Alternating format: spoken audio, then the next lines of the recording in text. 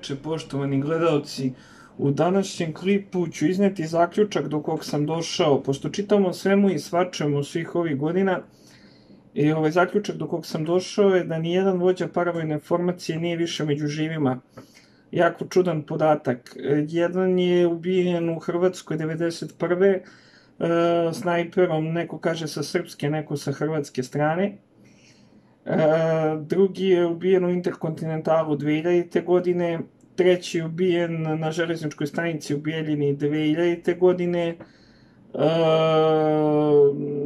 četvrti je umro od side 2005. u Argentini, 2013. je nastradao u saobraćajnoj nesreći peti.